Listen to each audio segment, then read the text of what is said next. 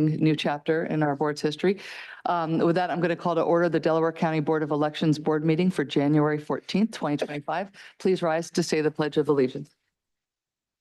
Pledge of allegiance to the flag of the United States, to the republic for which stands one nation under God, indivisible, with liberty and justice for all. All right, well, as I had said. There was no. Yeah. No, that's All right, well, not true. I appreciate that. It was posted Friday on the Board of Elections and the news page. I don't know if you need to clear your cache or refresh. No. All right. Ms. Coker, Mr. Allen has indicated that it was posted. We take your objection under advisement. He said it was posted. Well, I will address that. Let's just get back into order. We don't even have, we have a brand new board. This is an exciting day. As you all know, I appreciate Mr. McBlain's service. We have a brand new board member. We have a notary here to notarize and take the oaths of office. We're going to do a reorganization because of that. And I want to get going on this. All right. I hear your objection. And Mr. Allen, if you would address her question in your director's report, I would appreciate it. All right. Thank you. All right, Mr. Parks, can you please describe just the process that we're going to take to bring in our new board member? Yes, so because this is a newly constituted board, there has to be a reorganization. We would begin this with a swearing in of our new board member, and for good measure, we're just going to swear in all of our board members again. And then there would be the floor would be open to nominations for our chair, and then there would be a vote on the chair nominations, and then the meeting could proceed at that point. Okay, thank you. And we have our friendly notary. Please come forward. Thank you, and introduce yourself just for the record. Thank you. Good morning. My name is Karen Duffy. I am the manager of the Tax Claim Bureau, and I am a notary public. Awesome. And Ms. Duffy, thank you so much for being here today. I think last time we did it all jointly. We just said our own names and Yes. whether we swear or affirm. So I'll state it, and then you can say your names and repeat after me. I state your name. I, Ashley Von. Hi, Scott Alberts. Do hereby swear or affirm that I will support, obey, and defend the Constitution of the United States. Do hereby swear or that I will support, that's not, we're not doing a very good job of doing it. Let's speak in road, I mean, at the same time. Sure. Okay, do hereby swear that I will support, obey, and defend the Constitution of the United States And the Constitution of the Commonwealth of Pennsylvania, and that I will discharge the duties of my office. And that I will Of the Commonwealth of Pennsylvania, and that I will discharge the duties of my office As, state your office, as a member of the Board of Elections with fidelity. with fidelity. Right. Thank you, Beth. Thank you. Thank you. I've never been good at reading scripts, so. All right, proves that so today. I have to, I would just note, I have checked the website. There is a notice posted on the delcopa.gov website for this meeting, and it was posted on 1/9/2025. No. On the election news and notices page. That was a really graceful first. Yeah, I can't even get the oath right. My worst court performances were always having to read the factual basis for a plea agreement because I don't like to read. Because I want to look up and then that's. I actually have two sets of glasses. Oh, No, they make them now, they make lenses that have both, you know, Incredible things. really? Yeah. But I'm also I use glasses, my props. Ah, So having to get. Thinking. Yeah. right, right. yeah, yeah. No, I get it. Performance of all kinds, including. It is. It's all about. That's a singer fun. What do you do with your hands? If you play this, Totally. you know what you play. Right. If you don't, Wait, Then you have to like you.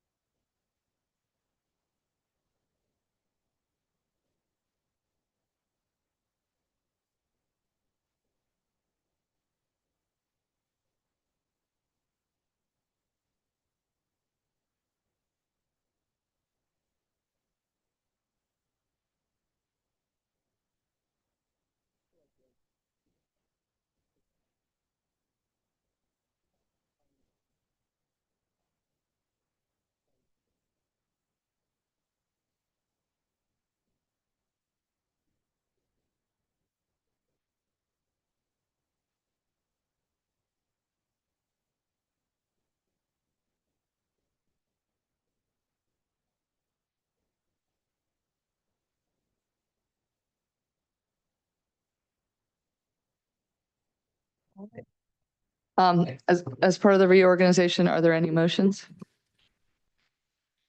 I move to nominate Ashley Luckenheimer as Chair of the Delaware County Board of Elections. Is that motion seconded? Second. Any discussion? All those in favor say aye. Aye. Thank you for this honor. It's really, I have said this before, but it's one of the, I think, my greatest public service. And that is pretty serious to me considering this prior service I had in the federal government to be part of this board. So I look forward to working with you. And let's get to it. It's a new year. And Mr. Allen, I think we have a very serious and exciting agenda. We're going to get a lot done today, I hope. So if you would please review the agenda with us. We have a public comment followed by approval, consideration of reduction in drop boxes, followed by a proposal to consolidate precincts. I want to emphasize that the board will be voting to initiate court action. There's not a vote here, and it's at the court where there is a notice and a hearing on whether to consolidate all these precincts. And I'll have a presentation on the rationale for these consolidations, the micro and mini precincts that we have that put us way below the average in terms of numbers of voters per precinct relative to other suburban counties. And from there, the director's report will discuss redistricting of Upper Providence, which is pending.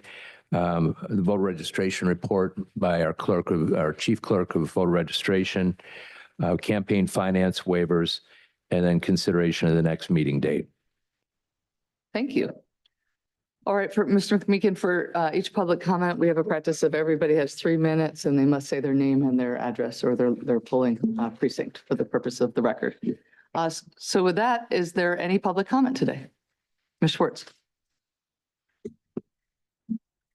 Good morning, Board of Elections. Joy Schwartz from Drexel Hill. I'm glad to welcome Mr. McMeekin here this morning, and thank you, Mr. McMeekin, for your willingness to serve on this board and for this being willing to step up to this very challenging appointment. We really appreciate your service. And I just wanted to stress how important it is in a republic for the minorities' rights and the minorities' interests to be expressed and considered and taken seriously. And so as a minority member of this board, I appreciate that you stepped up for this position. This morning, I'm taking a look at the agenda, And I see some good news. I see a proposal to reduce the number of drop boxes in Delaware County, and I think that's moving in the right direction. I see that there's 7 that are under consideration, and that's good. But I do want to remind you that there are 30 more on that list that I would love to see on this removal list as well. These are all drop boxes that were purchased with money that came from the Zuckerberg funds, from the Center for Tech and Civic Life, and they need to be gone. I also see the proposal to consolidate precincts, and as you folks know, I've spoken about this many times before this board.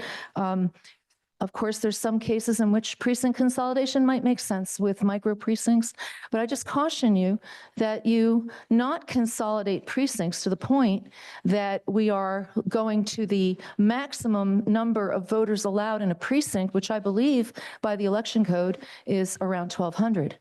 And that there would be room for population growth within those precincts, because as you know, it's been, I think, 40 years since we've last had this type of consolidation.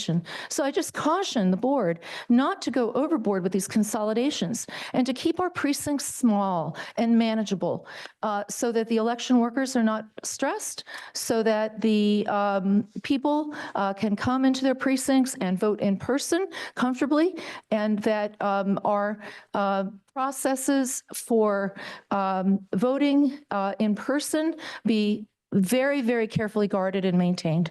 And I thank you for your time. Thank you. Thank you, Ms. Schwartz. Any additional public comment? Sir.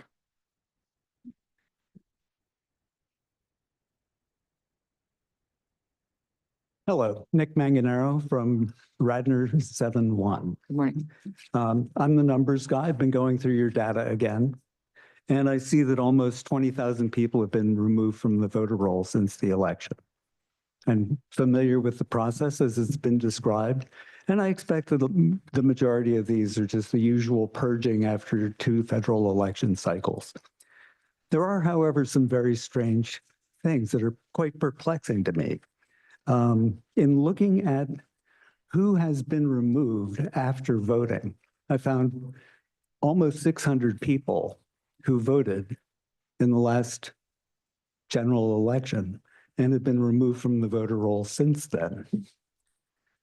I looked a little more deeply into it and found that almost 100 of them had died, just looking at the people 80 and above. But not all of the people 80 or above had died. Looking at the most recent changes, people who had become active, 167 people were active voters who became active voters in 2024. Of those, 114 became active in November. Of those, 109 became active on November 14th, and 1 became active even on the 21st. It seems very strange to me that somebody would go to the trouble of voting, having their ID verified on the 21st, and then be removed so shortly after that if they were so engaged to vote. So I'd appreciate the ability to speak with your data people and find out how this transpired, because it's a bit of a mystery. Thank you. If you have concerns, I think our team is very responsive. I appreciate that you would submit them, because obviously it's difficult to talk data off the cuff, and we wouldn't do that. That would be unprofessional. But we do strive to get everything right. So if you have questions, you can submit them as you have before. Thank you. Okay, thank you. Any additional public comment?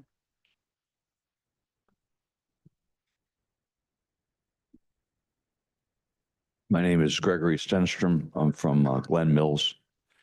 And put a point on the numbers that Mr. Manganaro brought up, and he's a pretty humble guy, but he holds an MBA from Sloan School at MIT, so he's not an amateur at this. But to put a point on the numbers that he brought up, Pat Bleasdale and myself were subject, came up for hearings on provisional ballots and mail-in ballots. And I specifically stated that registered voters do not equal qualified electors, to which the board objected. And they said that the people who were registered voters were qualified electors. So of the 18,700 people that were removed the week after the election, that's the week after the election in 2024, 18,700 people, 500 of those voted. Now, the 18,700 that were removed were either inactive or unqualified electors, yet 500 of them voted. Each one of those people that voted, and you as the responsible management authority, is a 5-year prison term and a $1,500 fine each, 500 people. The other thing that came up in the numbers is that 3,900 people have been added, removed, added, and removed in that 18,700 people. So I wanted to put more of a point on it. Also, as a forensic computer scientist, I've gone through and we've looked at the numbers for the chain of custody before the election, when the pickups and the drop boxes happened. We've gone through the numbers reported to the state. We've gone through the numbers reported daily from the Blue Crest machines, and none of them match by a lot. So I want to summarize that by saying that in 2020, 120,000 mail-in ballots went to Biden, Joe Biden. In 2024, 60,000 mail-in ballots went to Kamala Harris, half. Trump had approximately 20,000 in both elections, so there was no change there. So when we're looking at these numbers, and I'm wrapping this up, the point I want to make to the board is you're placing your futures into the hands of Jim Allen, Director of Elections, Manley Parks, your solicitor, and we've requested repeatedly transparency and accountability that we haven't got. And it's your future that you're putting in their hands. And there's a new DOJ and a new FBI coming next week, and we're talking to them. Any additional public comment?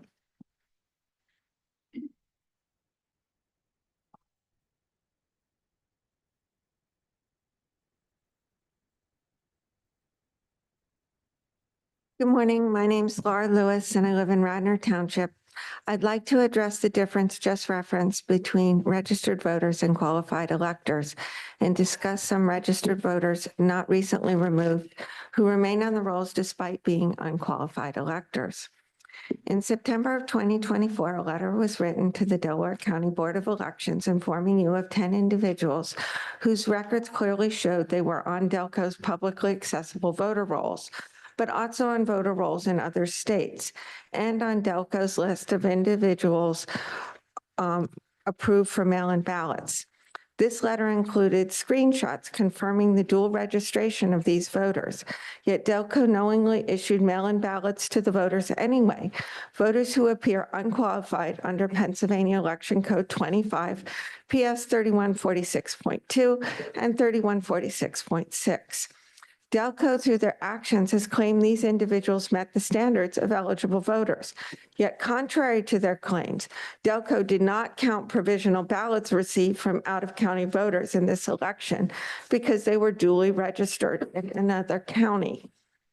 After the November election, but before certification, the county was provided with additional evidence that MIBs from 8 of the 10 individuals were returned to the county to be counted, despite evidence that they continued to be registered in more than one state.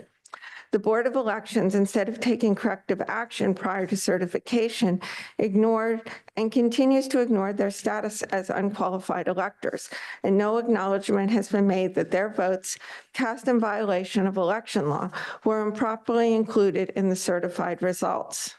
I would like to mention that the board's actions also contravene federal law under 52 USC 21081A1, which mandates accurate tabulation and prohibits improper ballot processing. This systematic failure undermines trust in the electoral process. I request that this board publicly acknowledge these violations, outline steps to prevent reoccurrence, and transparently explain why they considered these voters eligible to vote and did not set aside their MIBs as requested and remove them and their ballots before their votes impact the certified results.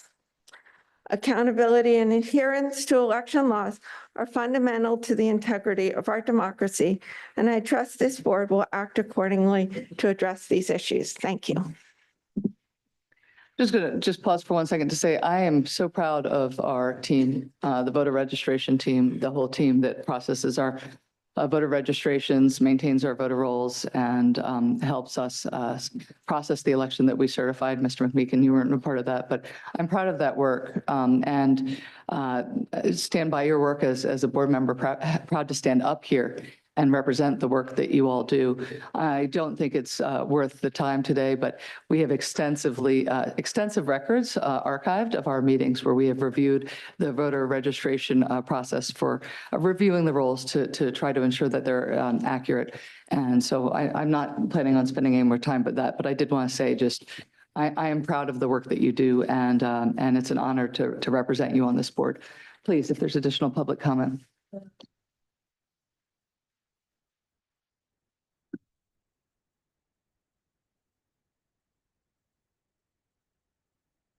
Thomas from Marple Township, coming to you under the banner of Christ the King. I just want to remind the Board of Directors and Mr. Jamalin that the Pennsylvania ruling of Munoz versus the Township of Reserve allows the citizens who do right to know requests to be able to photograph the records that they are requesting. I bring that up because I recently, last month, did a right to know request and was not allowed to take photographs of the records that I requested, which was the so-called secure build validation receipts of the machine scanners. This has also happened in the past with Joy Schwartz in asking for return board receipts, as well as Leah Hoops asking to be able to photograph the return board reports.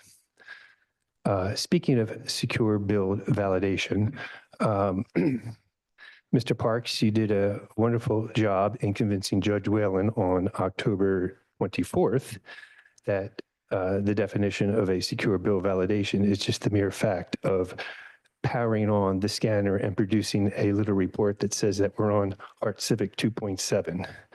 The industry and experts all agree that the formal definition of or rather a secure build validation is a more formal term for the term hash code testing. So I just wanted to clarify that, as well as getting back to the secure build validation reports. I know I had a contention that the DELCO had compared the before election and after election power on reports just to say that they're on 2.7. And to me, that doesn't make sense. If you use that definition of a secure build validation, why would anyone or how could anyone go into one of those machines and upgrade the release from 2.7 to say 3.0?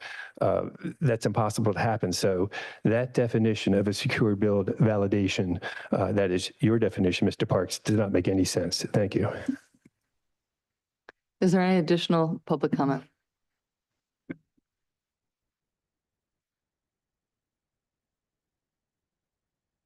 Hi, I'm John Child, Radnor Township, 7th Ward, 2nd Precinct.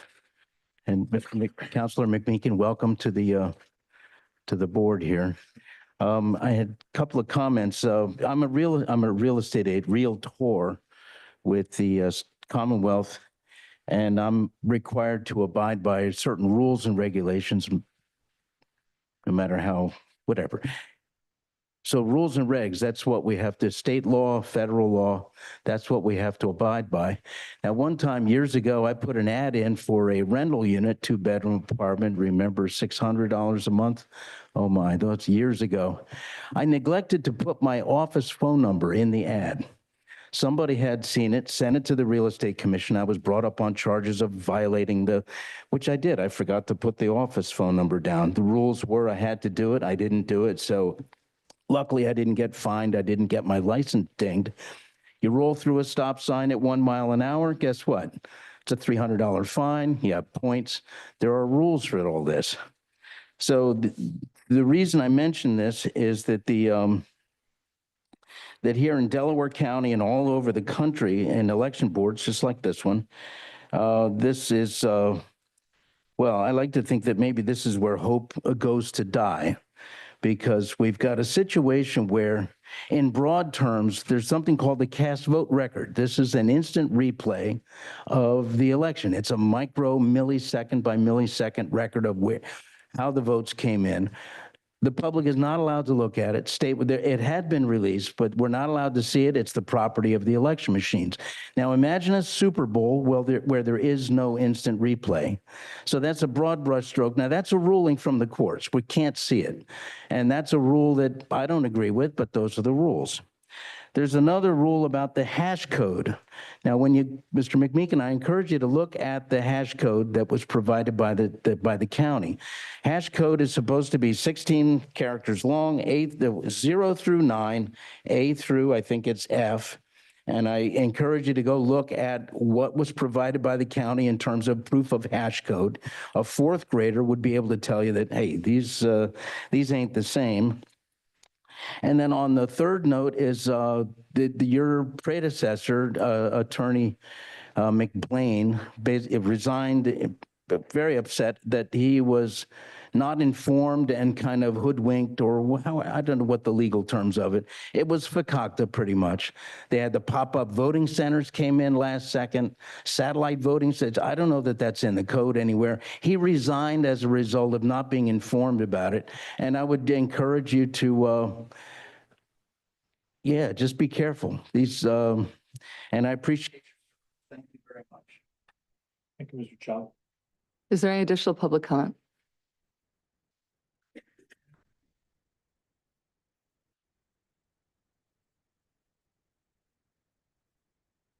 Harris Coker, Concord Township. I too would like to welcome Mr. McMeekin to the Board of Elections. Those of us who are here because we care about our county and our country, our neighbors and our children. Right off the bat, Mr. Parks, the election news that you referred to only has the notice of the announcement. It does not have the agenda of today's meeting. And there was a law passed, Senate Bill 554, amended the Pennsylvania Sunshine Act to include the requirement that the agencies post the agenda for all public meetings at least 24 hours in advance. That change took effect August 29th in 2021 and applies to all agencies covered by the act, which would include this Board of Elections. So this meeting and its continued proceedings is illegal under the Sunshine Act. I would agree with you that the agenda should be posted, and you're right that I don't see it there. Perhaps Mr. Allen can direct us to another place on the website where the agenda is posted. It's interesting to note that the meeting prior, the notice and the agenda have always been posted on the website or the Delaware County Board of Elections. And it was not for this one. The notice was there, but not the agenda. Also, I would indicate that the reason we're here is indicative of the concerns of the citizens is the long list of proposed consolidations of precincts. Could this be the reason that the agenda was not posted when it should have been? Even as of 9 p.m. last night, I checked the website and there was still no agenda posted. I guarantee you if it had been, there would be more people here concerned about the consolidation of their precincts. Consolidated centralized voting is not in the best interest of the citizen or the county, of representative government, or of our national sovereignty or a free people. And the magnitude of what is going on around our elections is astonishing and at times overwhelming. Let's look at the return board. The return board is operating completely independent of the way that the law, both the state law and the county administrative code requires, including the advertisement of the written report signed, attested by the individual members of the return board, which is supposed to be a check and balance against to validate all the proceedings. So how can you have the persons who conduct the election, who are involved in it, participating in the functions of the return board? And I'm thinking specifically of Mr. Ziggy. How can he be involved in that way at the warehouse and then also serving on the return board? That is a tremendous conflict of interest. There are so many things on this point. I prepared a booklet last fall of the state law and county administrative code relating to the return board, including the requirement to advertise by this board and the county. I would like to give you copies of this. I would recommend that every member of the return board have a copy so they may know their responsibilities, their legal duties, and their accountability, and yourself as well. Thank you. If you have materials, yes, Mr. Perks, thank you.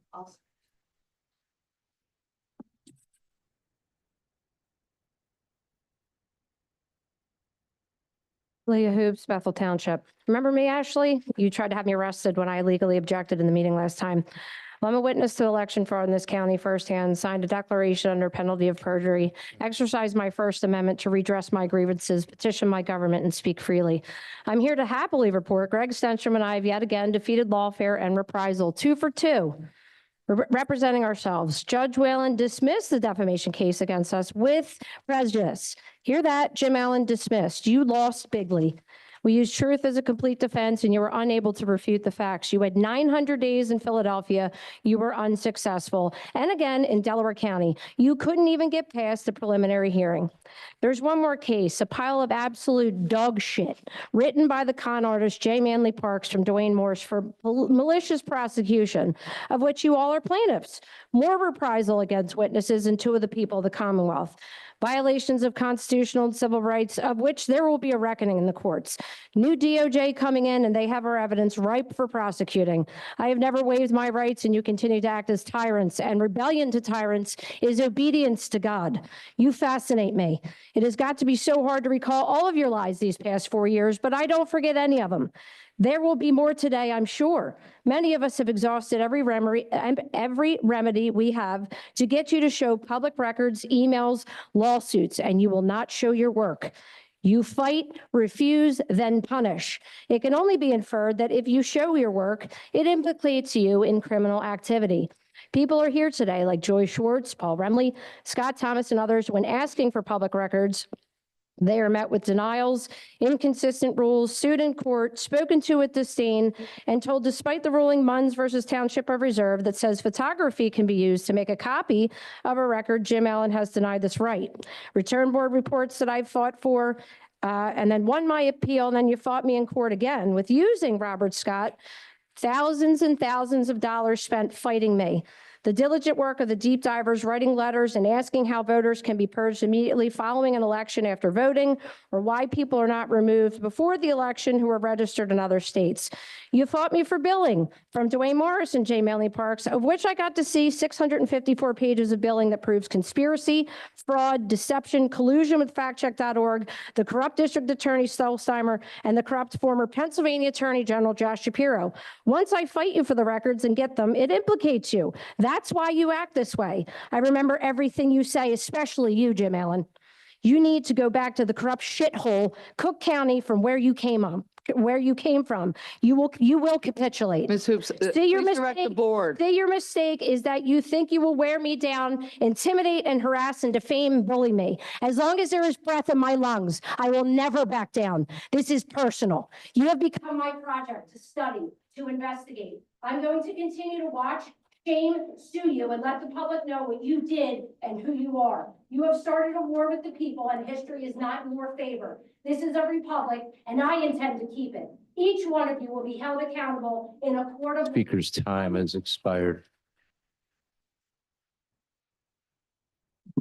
Just a comment. I did look at the Board of Elections meeting page on the website, which does have both the notice and the agenda for today's meeting. Additional public comment, Councilwoman Ruther.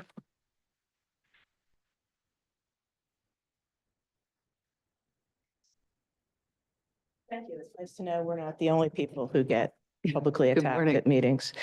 I just want to say that I very much appreciate the fact that this board is considering the consolidation of precincts.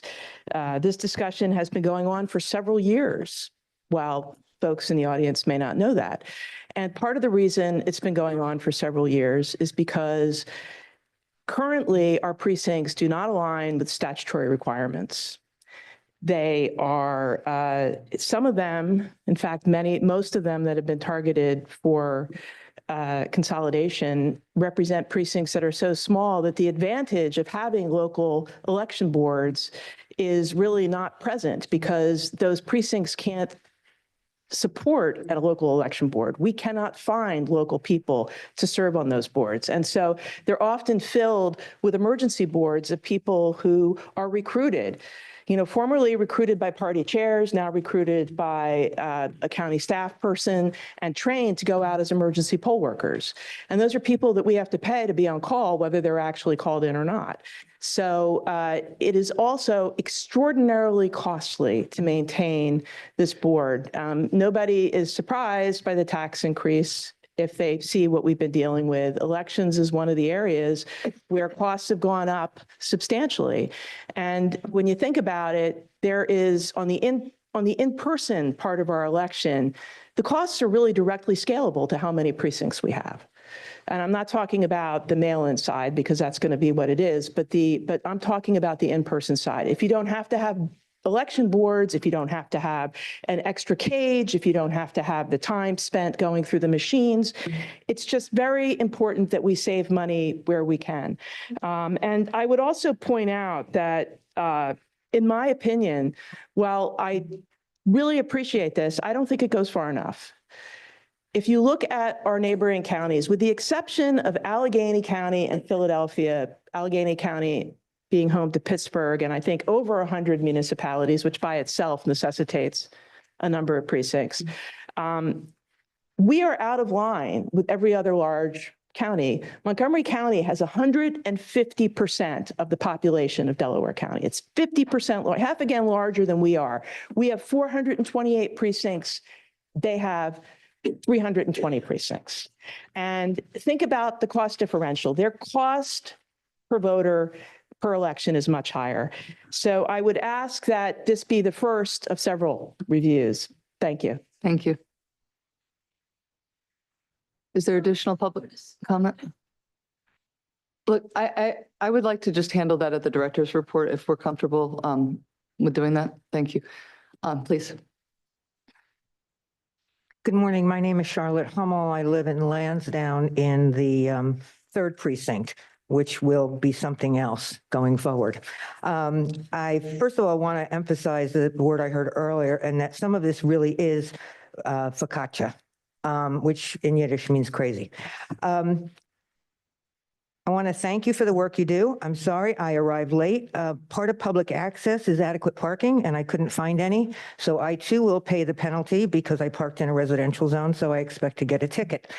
I want to thank you for your efforts for trying to create efficiency and consolidation of the election boards. There will be 6 election boards affected in our 11 precincts. And I'm happy about that because they are small. We do not have any trouble getting election board members to serve. So my questions will not address that.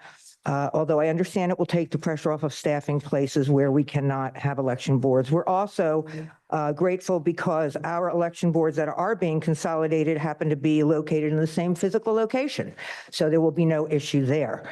The problem that we're facing is, as the chair of my party in town, I have always taken it as a personal job to make sure that our election boards are staffed for everyone of all parties. But now I have excess election board members who are still serving their last year who will be out of a job, as far as I understand it. And I am trying to work with those boards now so that they self-select who their members will be in the next consolidation year, and then, of course, running for office going forward. I hope that the election board and election bureau will take into account those self-selections. We have some judges who are happy to retire a year early. We have others who are counting on the funds and to do that. There are others who want to say goodbye to their voters, oddly enough. So if Mr. Allen would be so kind as to allow us to have some input into that, I think by the end of the week, I'll have all those boards restructured and we can move forward in Lansdowne. However, I have heard some feedback from folks, and one of the things that they would like to ensure is that there are extra polling pads at each of these consolidated places, because that is where the bottleneck occurs. And they would like to be able to take in the same, double the amount of voters in most cases than they have at this point. So I appreciate all of the work you've done. I'm sorry that my precinct will disappear, but it will disappear into a larger precinct. It will be more efficient, and they're all in the same place anyway. So thank you very much for your work. Thank you. And, change is difficult, and I appreciate that you understand that. And I have asked Mr. Allen to address in his comments when he makes them the considerations of how to handle when there's multiple election board elected representatives. So I'm sure he will discuss that today. I'm going to note again an Thank objection you. according to 710.1 of the Sunshine Act. You were out of order. Which permits me to object at any time during a meeting. Read the law, actually. Go ahead. Go ahead. Agenda is not posted anywhere on any of the websites, which means. This objection has been already addressed. I'm going to address it again. All right. Any All right. proposals today, any proposals today are illegal. No. They're illegal. Which should be removed. Yeah. All right. All right. All right. I'll stop. Okay. The point's been made, and the point is factually incorrect, and we will proceed. All right, well, you can file a lawsuit if you think it's incorrect, but we're going to proceed. Thank you. Let me tell you. All right. Ms. Guiney? Hi, my name is Colleen Guiney, and I live in Swarthmore Eastern Precinct. I want to start by thanking Mr. McMacken. Is that your name? McMeekin, apologies. Thank you, welcome. I really appreciate your public service, and I want to thank everyone on the board and everyone on the staff. I know that you all work very, very hard to work as best as you can for free and fair elections in this county. And I'm very grateful for the work of the folks who are not in this room, the mapping people and the people that have done the statistical analysis to try to help us consolidate precincts in Delaware County. When I became chair of the Delaware County Democratic Party, I got a notice about 3 to 4 days before the first election that I served under, I think it was 2019, that numerous members of the other party were all resigning their board positions immediately. And I ended up having to find 5 full teams of election workers out of my community to go, for example, to Chester City. And I sent 25 to 30 individuals who went and got emergency training and ran those precincts. And when I go into Chester High School nowadays, I still see the same people in those precincts that are still serving 6 years later, because those boards those communities don't have enough people to serve those boards. So instead of having 6 election boards lined up in the high school, it looks like there's going to be 3, something like that. I appreciate your work to make this happen. And I think we've been waiting years for this to happen. I know we needed to wait for the census in 2020 and all those results to come in. We needed to wait for the new MDJ lines, and that's happened. So I understand that for some people, this may seem to be a surprise, but for those who've been working on elections and paying attention to elections, we have many, many boards that are difficult to staff year after year after year. And I appreciate the work of all the members of those boards that sit quietly and wait for their 12 or 15 or 20 voters to come over a 13-hour day. And I just look forward to the time when there can be more efficiency and more, and just a better workflow for everyone. So thank you for your service. Thank you for being here. I really welcome you to this challenging environment. And that's our lives now. We have a challenging time because we have information, we have fact, we have disinformation. It all gets mushed together. And as you said, Mr. Parks, I'm hopeful that if there are challenges, that they can be handled in an orderly manner. If they have to go to court, they go to court. But I know from the work I've done for the last 25 years in Delaware County, those of you sitting on this board, those of you working in these offices, you work in good faith to serve the people of this county, for which I am profoundly grateful. And I just appreciate you being there, because I know it's not easy. Thank you. Thank you. Charlie Alexander from Marple Township. First and foremost, Ashley, I'm sorry for your loss. If you could pass my condolences on to your brothers as well. Alexander is a classmate of my brother, and we had a family loss. I appreciate that. I'm sorry I couldn't attend the service. I had surgery in the days prior. Mr. McMeekin, welcome to the board. God bless you, and I hope you serve well. Not sure why there's laughs in the crowd. Somebody giving condolences, it's pretty rude. Thank you guys for your service also. Mr. Allen, when- If you could, well, I'll address the Yeah. board. So the board, I am demanding that you guys, well, as you know, at the academy, our slogan is esse quam videre, which means to be rather than to seem to be. And I am, and I will tell you that as somebody that stands up for women and for those that are disenfranchised, what that man over there did deserves his immediate fire. And he deserves to be what I would call ass canned from this position. He threatened a woman, an elderly woman, and sat there and intimidated other women at a meeting that they were hosting.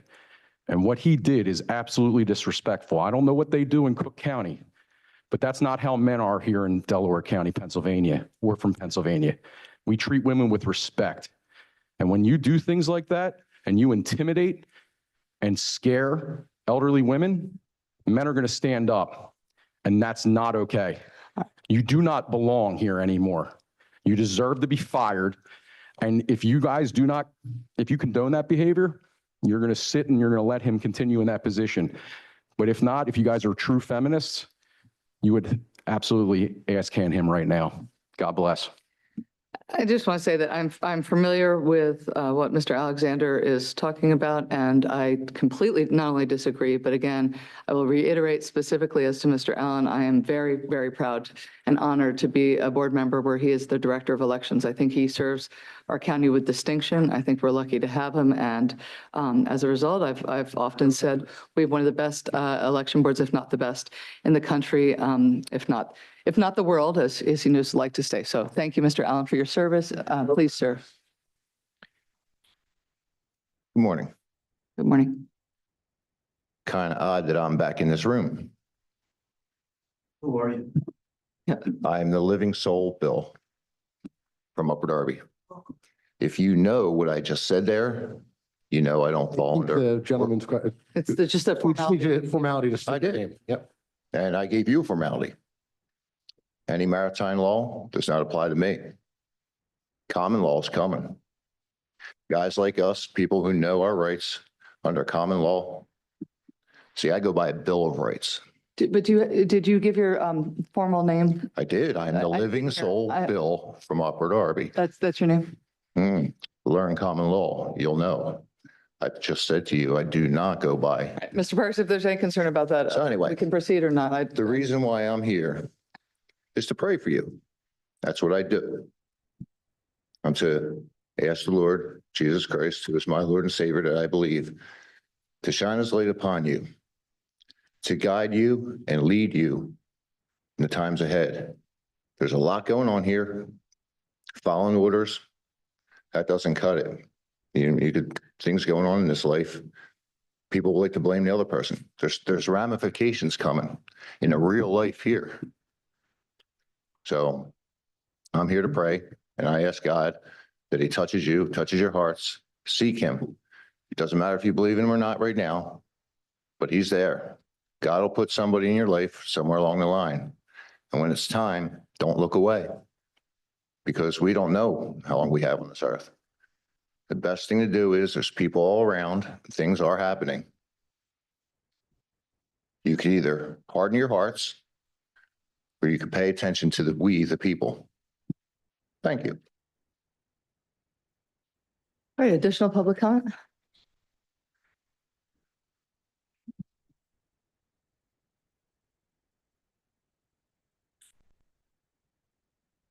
Hi, I'm James Small, son of Jesus from Marple Township, senior citizen with Tourette's and a paralyzed vocal cord. I want to reiterate on the drop boxes, as the majority of these boxes should be removed because there's not enough manpower. The security integrity of so many. The people have asked more times than I can remember. Very little has been done about this issue. Also, the many speakers before me today have given council members facts and figures. And it seems to me, again, they come and speak in vain as the issues continue to go on without change.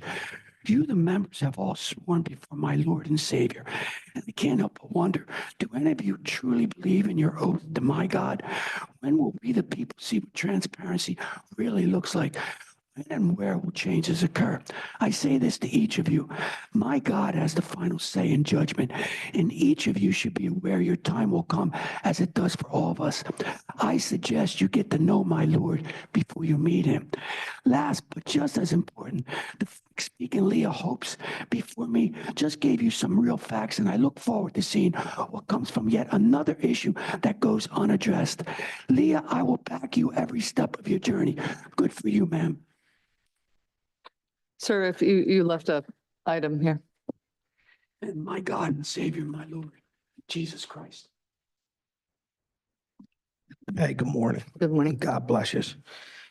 Scott Brady from the 6th Ward of Springfield. So I'm glad I showed up today because I ran in this ward. Didn't know we were consolidating the biggest ward in Springfield Township, Miss Ruther. Springfield 6th Ward is the largest township, not the smallest, okay? It's over 3,000 constituents. So I want to know why we're consolidating one ward in Springfield, the largest ward. Guess what happens too, Miss Ruther? If you win that seat, you get a seat on the Solid Waste Authority. That's right. You're the board member. Look it up. Bob Layden gets that seat. Sir, I've Okay. asked the comments be directed. So I want to know why we're really consolidating. I'll tell you why, because of common sense. Nobody wants to come out and vote no more because you don't even represent the people right no more. And I'm not just saying you guys, all you guys don't represent anybody no more. I've been involved in politics for over 35 years, and I gave you my last name, and that should tell you where I come from. I came from the city. I know what's going on. I know what you're doing. It's a shame what you're going to do to all these people in Delaware County. I have my plan. My plan is ready because I know the plan. And it's a shame you're pushing it and not sticking up for your constituents. You're voted to protect the people, we the people, by the people, not for your own agendas, not for somebody else's agenda. So when I ran in Springfield and I should have won with 44% of the vote against a guy that's been there 12 years now, okay? My neighbors came to me and said, Scott, something's wrong with the mail-in ballots. This was in 21. So what do you mean? They know elections. Older people in communities know elections. But I didn't have the money to fight because guess who I got to fight? That's right, my solicitor, Jim Burns. Guess what he was on? The election board, Jim Burns. So it's a small private, we the people, individual, that I have a chance of winning in that courtroom? The answer is no. That's why I didn't put the money out to run. But everybody's been taken advantage of. Okay, she says not enough people. Okay, no problem. Almost 3,000 constituents. My solicitor was Jim Burns. Okay, let's go back to this one. Non-transparency here. They're saying none of this was elected. I'm glad I came. You just can put mail-in ballots out for this, ballots in the mail. This is in the mail. That's in the mail. Put things in the mail. Not everybody's on the computer every day. I'm glad I showed up today and saw Springfield. I go, that's my ward. Holy crap. So my point is, nobody's got a chance to run because of the intimidation. You're talking to consolidate. Nobody got to consolidate because people don't want to work on election boards no more because both sides, there's a problem, okay? Both sides, people get intimidated. So when I ran and got signatures to run. Over here, sir. So when I ran and got signatures to run, after I report, I know they become public record. Well, then somebody went after my constituents and said, why are you voting for him? So you don't even have a chance as a normal person to run against somebody running that's backed by the parties. So there it is. You don't have a chance. Is there any additional public comment? All right, then let's move to the first action item, the proposal to reduce drop box. Mr. Allen. Good morning, Madam Chair.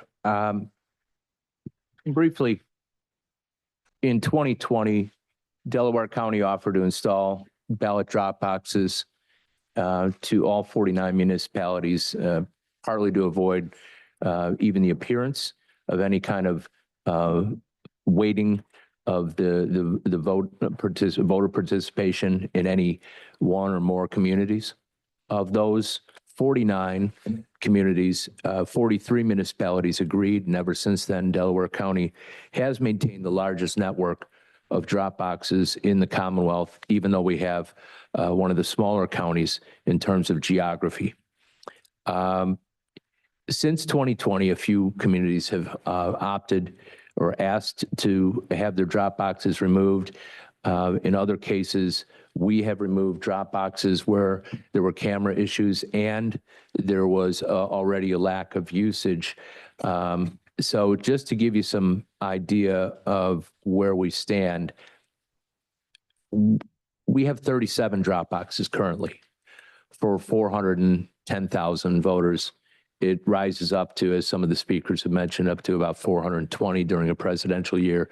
Then it ebbs a little bit after the post-election, after the federal election cycle allows us to remove outdated records. So we have 37. Philadelphia, many times our size with 1 million voters, not many times, but 2.5 times our size, has 34. Montgomery County, with 1.5 times the number of voters, has 18. Bucks has 11, with more voters than we have. Chester County has slightly fewer than we have. They have 13. So this network of drop boxes, it contributes to staff time and cost for servicing the equipment, including the drop boxes themselves, as well as the cameras and the relaying equipment, testing and servicing and repairing and replacing gear, monitoring the cameras and responding to any camera issues, staffing and vehicles for opening the drop boxes and then making regular pickups in the 2 weeks before Election Day, including the maintenance and chain of custody documentation, and then special staffing on election night so that all the drop boxes are closed simultaneously at the close of polls at 8 p.m. So we have been reviewing, and we reviewed ahead of the elections last year, but the board's desire was to wait until after the presidential year. We recommended, or I recommended in late 2023 that we reduce 9. We've since removed 2 of those because of camera issues that were and low usage. Those were in Rose Valley and Sharon Hill. And now I'm asking the board to authorize me to notify the communities that we plan to reduce the drop boxes in Colwyn, which would be able to use the neighboring drop boxes in Darby Borough or any of the other 29. Milborn, and Milborn is notable because it's just a few blocks from Upper Darby's drop box. And I believe at the last election, we were servicing that for all of 32 envelopes that were dropped off. That was the lowest. Marcus Hook would be able to use Lower Chi. East Lansdowne would be able to use Lansdowne or any of the others.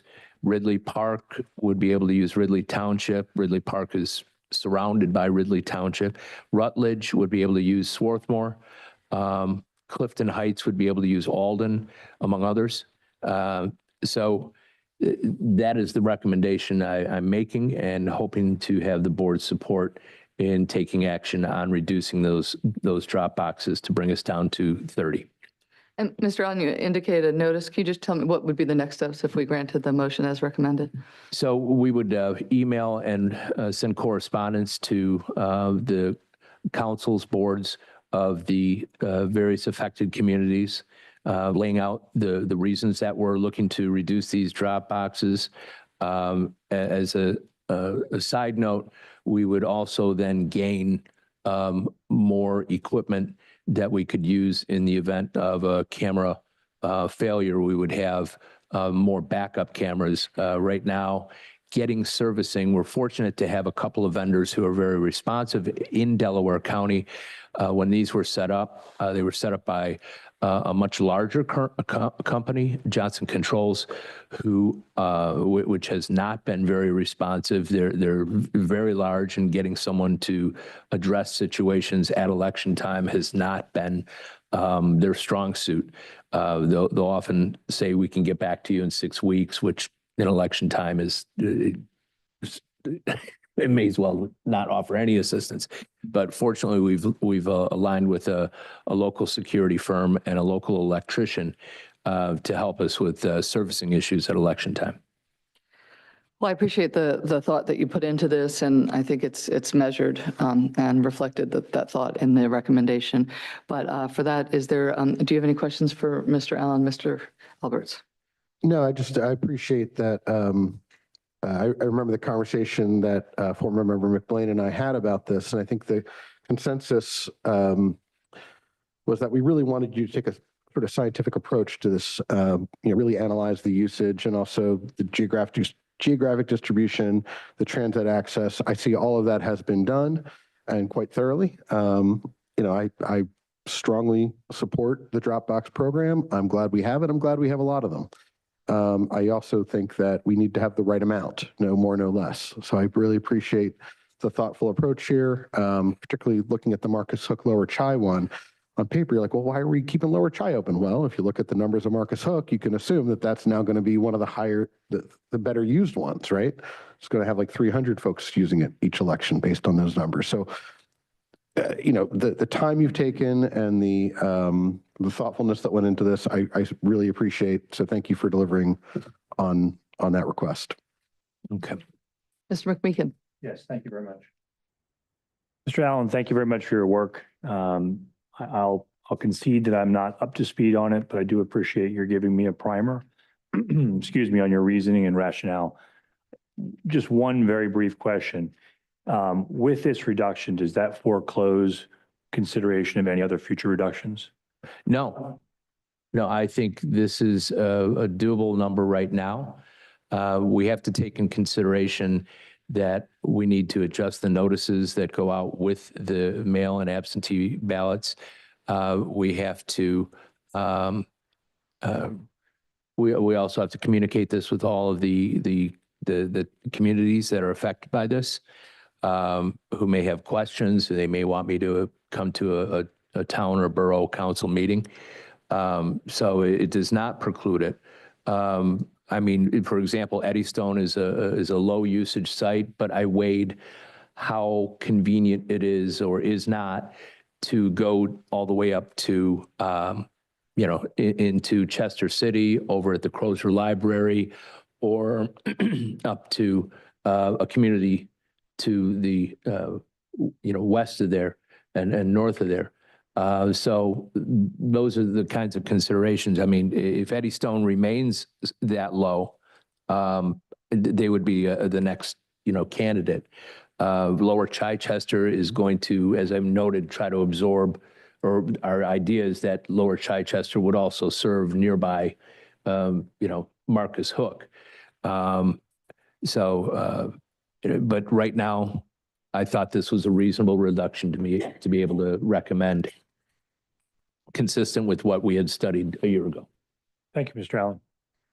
I think it's a good question. We also have natural attrition at times, and the two of the boxes you had mentioned earlier that the cameras weren't functioning, and that we took apart. One of my first questions for Mr. Allen was, has the community complained that they don't have a place to go after that? And we have not heard complaints out of those two communities, is my understanding. So I think doing it in a measured way where we take the ones that Mr. Allen recommends and then see how the response is, and just trying to get it right all the time to make sure that we balance what I agree. I supported. I was one of the original, I'm the only member that voted originally for the drop boxes on this board. Currently, I do think it's a good program, and I appreciate again the balance that you've tried to draw in making this recommendation. Is there a motion to adopt the recommendation of Mr. Allen to reduce the drop boxes of Clifton Heights, Ridley Park, East Lansdowne, Rutledge, Marcus Hook, Millbourne, and Colwyn, with the process that Mr. Allen has also described of notice to the communities? So moved. Is there a second? Second. Any further discussion from the board? Okay, all those in favor say aye. Aye. That motion passes. Mr. Allen, next to the proposal, your proposal to consolidate precincts. Thank you. And I want to welcome the new board member, and I'm sorry that at your very first meeting, I'm throwing a lot of things at you that we've been building for basically for 3-4 years. I would like to ask Sean if you could put up the PowerPoint regarding the proposal for precinct consolidations. I think this is not the most important task that we have performed, but it's among the most. And I don't know if you can direct your attention to that, but if you want to slip to the next slide. over the last few years, we've worked to try to make voting easier. One was to enhance the ballot, printing process and the equipment testing and the ballot testing to make sure that there weren't hangups on election day with the scannability, the readability of the ballots. And we have achieved that over the last, every election since November 2021, after adopting a very rigorous, the most rigorous testing program in the Commonwealth. We have had no issues with the scannability, readability of ballots. We've improved the training dramatically. We've revamped it so that it follows the progress of your poll workers' service, from setting up the polling place to closing the polling place, preparing all the paperwork, coming to media. So our poll workers feel much more at ease and comfortable doing their job and much more comfortable with the voting equipment itself and the processes that we've developed. And we've tried to streamline that. We take suggestions from our voter registration team. There's too many forms, there's too many envelopes, whatever. We've tried to reduce that workload and still maintain all the record keeping that we're required to do under the law. We've increased the quantity with the use of, with the work of the Bureau and our voting machine warehouse of the quantity of voting stations. You're going to have 2 choke points in any precinct. One of the things that I discovered when I got here, and I couldn't change at the very first election, was that they had, for no discernible reason, 2 ballot scanners in half of the precincts. And that reflected, I think, the old voting equipment where it was helpful to have 2 Danaher in larger precincts, but scanners are not a choke point. Scanners, you can do 6 seconds, it scans a ballot, which means you're doing roughly 10 voters a minute if there was a line, which means you're doing, 600 voters an hour. There are no precincts where we need to scan 600 ballots an hour. So we reduced that, and it simplified our programming and our testing and our preparation at the warehouse significantly. And it also streamlined things for our poll workers who did not have to set up 2 scanners and then get 2 V drives, write 2 reports, and have it just having that many scanners increased the possibility of error in either those reports or getting the V drives back to us. Lastly, the utilization of the poll pads for faster check-ins.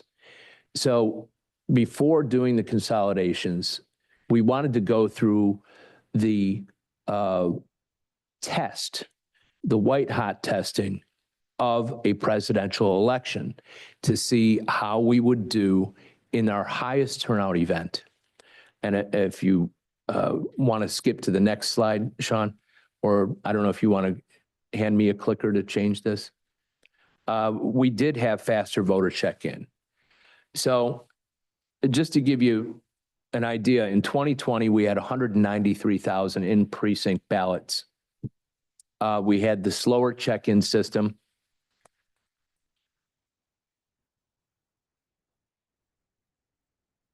This was before we had the this is before we had the electronic poll books. There were fewer voting stations in the precincts. The workers were less familiar with the equipment. We hadn't upgraded our training programs, and there were longer waits for election results on election night as a result of all of this, because the polling places had to stay open later. You compare that to what we just had in November of 2024 with the electronic poll books. And it's not letting me go to the next. You skipped it. It skipped over quickly. We had it briefly up there.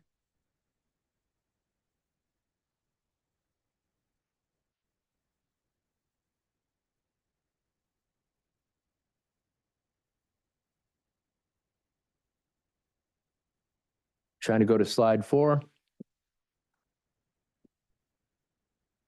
There you go.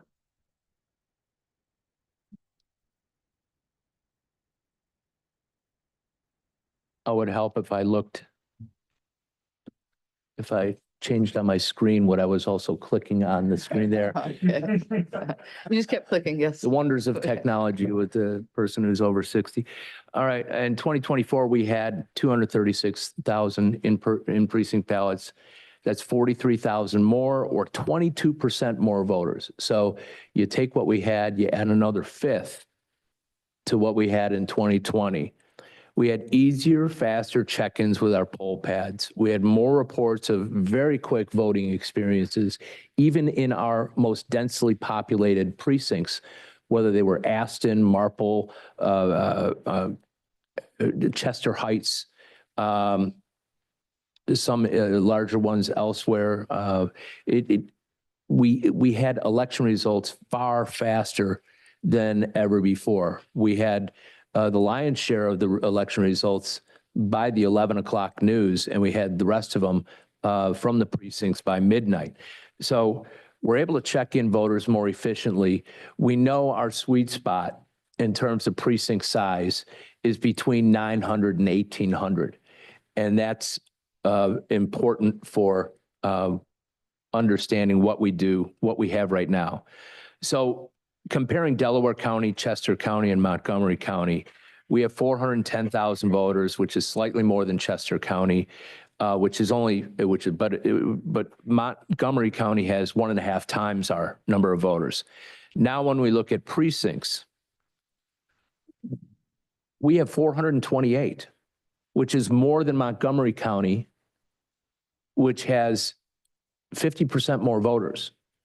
It's way more than Chester County, which has 30,000 more voters, but they have just slightly more than half the precincts that we do.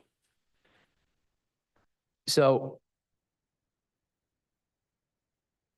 right now we have an average number of voters of 958 per precinct. Chester County has 1,600, which is 72% higher. Montco has 1,408 voters per precinct, which is 46% higher. So there was a lot of talk in the last 2 months about the budgetary impact and how the county needed to look at reducing costs wherever possible. And this came up when I was interviewed for this job in February of 2021. It was a long-standing issue long before I got here, how to address micro and mini precincts that are far smaller. And there was a public comment that was a little bit inaccurate, I take issue with, that suggested we were trying to consolidate all of the 6th Ward of Springfield Township, and that it was the biggest ward in the entire township. It's the smallest, and we're only trying to consolidate 2 of the precincts within there out of the 3. But anyway, precinct cost centers. You've got to have specially programmed tested equipment for each precinct. You've got to have a separate supply carrier for each precinct. And the warehouse can attest to all of this. You've got to have separate trucking, delivery services to and from each polling place. So that adds to your trucking costs. You have unique ballots that you have to have for every precinct. You have a separate ballot scanner that you have to have for each precinct, separate touch writer, separate ballot printer, a separate team of poll workers, including recruitment and training. It goes on from there. You have to have a separate ballot box that gets returned separately on election night, a separate numbered list of voters, a separate set of forms, a separate set of election results, a separate return sheet and related result tapes, separate poll worker payroll preparation, separate paper trail for the return board to audit, additional training sessions. In other words, this is the one pebble in the pond that sends out a ripple of expenses across our entire operation, whether it's voter registration at pickups and drop-offs, where they have to have 428 precincts do pickups. If we can get that down, that reduces their work and their preparation. If it's the warehouse, it greatly reduces the time of programming and testing all of the equipment in accordance with the state law. Right-sizing the precincts is what the goal of this is to do. We want to maintain voter convenience and service. We want to keep voters in the same voting location wherever we can, or a nearby location. We want to reduce the number of micro precincts, and we want to increase the number of precincts that are in the standard range of 900 to 2,000 voters. Again, with 2 poll pads, we can check in smoothly up to 2,000 voters, even if every one of them were to show up and vote in person, which of course we know does not happen. We are not creating any large or supersized precincts. I'll go over the numbers at the end, and we're going to reduce our operational costs. So, and I think Ms. Guiney pointed out, we're also going to assist with, and I'm sure Pam appreciates being able to recruit full boards. yes, Pam was when I mentioned, when she asked me last summer whether we were going to be able to achieve the consolidations ahead of the November election, I think she was the most disappointed person when I said, no, we're not. Well, thank you for your patience. So I targeted to end up originally 120 odd, but for this consolidation set of recommendations, 104 precincts. They're typically smaller in size. They're geographically right next to each other. They have the same districts on the ballots, meaning MDJ or school district region or state rep or state senator. They're all in common. The voters are already voting in the same polling place, so that the voters hopefully will see virtually no change. In 93 of the precincts we're consolidating, voters would end up at the same location. In only 11, voters would move to a nearby location. And by nearby, I mean 2/10 to 3/10 of a mile away. So we're talking about lots of times, like in Upland, there's a firehouse and there's a borough hall that are 2/10 of a mile apart. And we have to decide that we're going to, move one of these precincts into one of those. So the precinct consolidations, you can see in this next chart.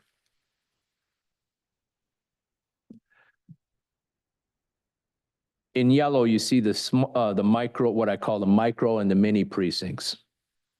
So right now we have 57 with fewer than 500 voters. After consolidation, we would have 23. 500, 900 voters, we currently have 165. That would go down to 118.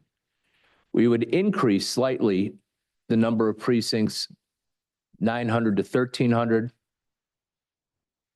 Also 1,300 to 1,700 and 1,700 to 2,100.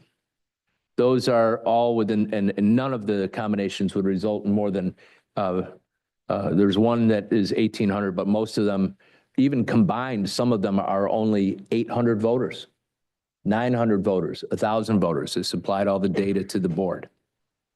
We're not creating any large or supersized precincts. Those are staying the same. So we have a few with more than 2,100 voters, 9, that would stay 9. We have one with more than 3,000 voters, that would stay the same. So in terms of looking at what's fair, if you have large precincts like this that are perhaps getting a few more people to help staff them to make sure, like in Newtown Square, there's a large precinct, supersized precinct that votes at the Gauntlet Center. We'll put more people there and an additional poll pad. Same with Chester Heights. It's only fair that their voters get, those voters get resources, but other voters proportionally get resources. And I truly appreciate the frankness and the honesty of the person who came here from Lansdowne, reflecting how we're going to be affecting 6 of their precincts, changing those into 3.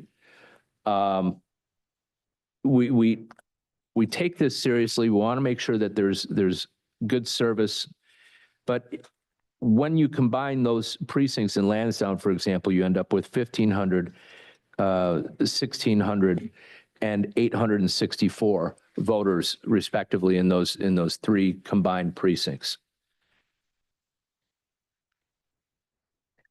So the consolidation results, we want to maintain the services with minimal changes to voter. We'll have 53 fewer precincts overall, which is a 12% reduction. It may not sound like much, but it is a significant number of fewer things to program, truck, recruit and train staff for, and then also get results from. We would have more than 106,000. I think this is a low conservative level, and reduced overhead annually.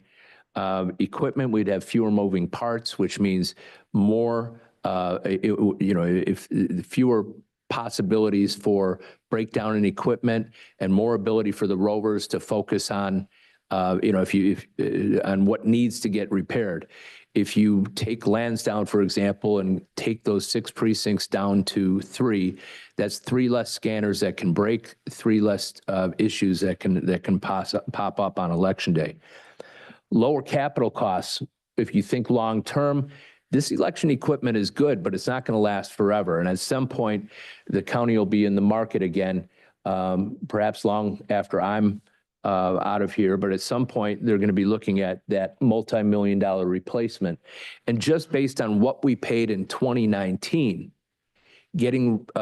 consolidating and getting the number down to more on the sweet spot would reduce the cost of that purchase by more than $600,000 if we had done this 4 years ago. And most importantly, is the need, as I reflected earlier in the remarks about Ms. Lairdson and the poll worker recruitment. It's a reduction in the need to recruit, train, assign, and replace poll workers, because poll workers age out of their jobs just like everyone else, or they move, what have you. So after the consolidations, we would still be, and I think this reflects Council Member Ruther's remarks, we would still have the lowest number of voters per precinct in this area at 1,100 compared to 1,600, again, in Chesco, which is still 50% higher instead of 72% higher, and Montco, which would still be 1,400, which is still 27% higher than our average. With that, I would welcome any board questions. Just one quick additional point. If you're talking about 53 fewer precincts and a 5-person a local election board, that's 265 people that we do not have to identify, recruit, train, oversee, and pay. I'm sure that's, And that's twice a year. is well aware of that. I am going to have questions for both of you, but since Mr. Perks, since you spoke, if you could just describe the process that if we grant this motion, the proposal of Mr. Allen that we would go through. Yeah, so we have been through this process recently with Radnor in particular, and it does take a little bit of time because what happens is that the board would, through council initiate a petition in the Court of Common Pleas. There would be an initial hearing on that petition. The court would, I liken it to a bit of a sort of preliminary approval of a class action in the civil context to sort of grant some sort of preliminary approval to it, to allow it to come back to the board for the board to have a factual hearing on and take public comment and so forth.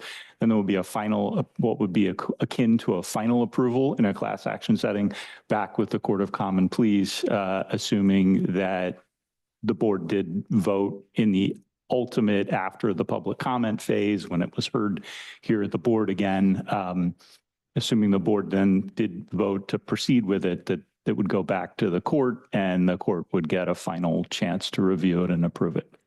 And when you mentioned we'll call it the final approval hearing and the public comment, there must be notice procedures associated with. Yeah, and in fact, the statutory requirements mandate a series of notice requirements associated with all the various hearings, but most particularly the hearing before the board after the initial petition is essentially approved by the court to go forward. then there's a very formal and detailed notice process that would take place for the hearing before this board to consider the substantive proposal. And notice to the voters? Yes. Notice to the voters. Okay.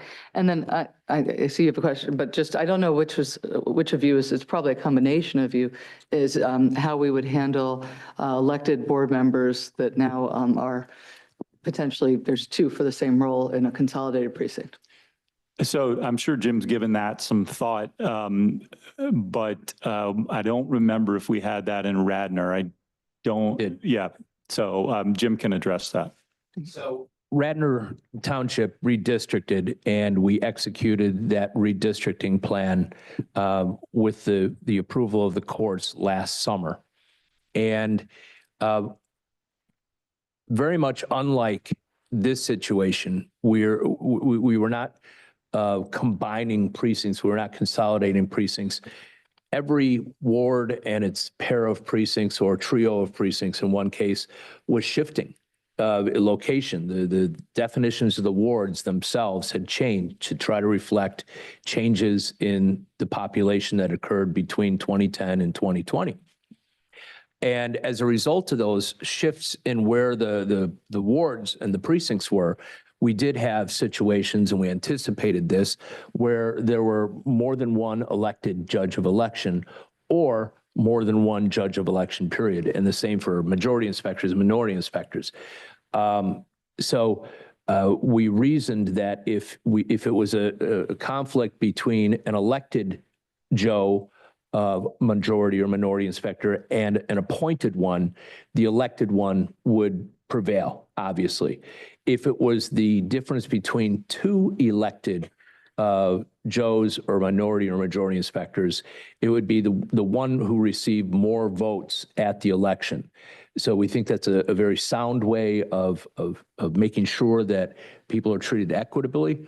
And also, we turned around and worked with many of these individuals who were quote unquote displaced by by being doubled up with somebody else. And we were often, if not in all cases, able to assign them to work in another precinct nearby. So there are always vacancies to go around and positions to be filled. We're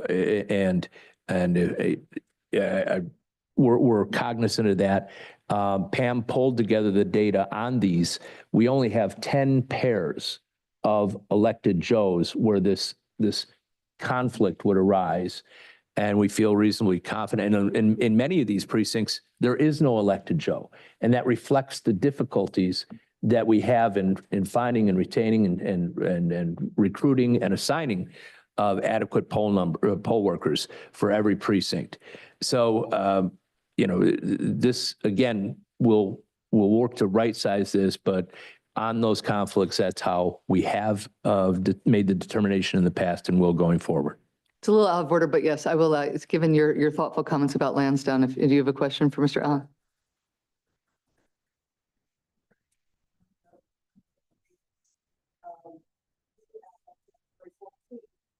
Petitioning for the running for these positions in the term starts on the 11th of February, so that's the month and a month. Right. File a petition, and we won't know by then whether or not we have permission to consolidate, never mind for this next coming election. Well, our goal is to try to consolidate for this election. And I'm aware of the complexity. There's a complexity no matter when we do this. In every, I'm just as background, I'm not arguing with you at all. Oh, no, it's tight. And that's why It's Mr. entirely a McMeekin had valid to point. spend his first meeting here doing such complicated work is because, so, yeah. The fact that the actual consolidation is slated to happen for the So in election. No, it's a good question, Mr. Allen, please. So we're aware of that, and we're going to have to accept petitions at face value so that if they're asking to be on Lansdowne 5 and Lansdowne 5 doesn't exist, it's going to be, that petition is going to be for a judge of election or inspector in that new precinct. That's the ballot where they would appear.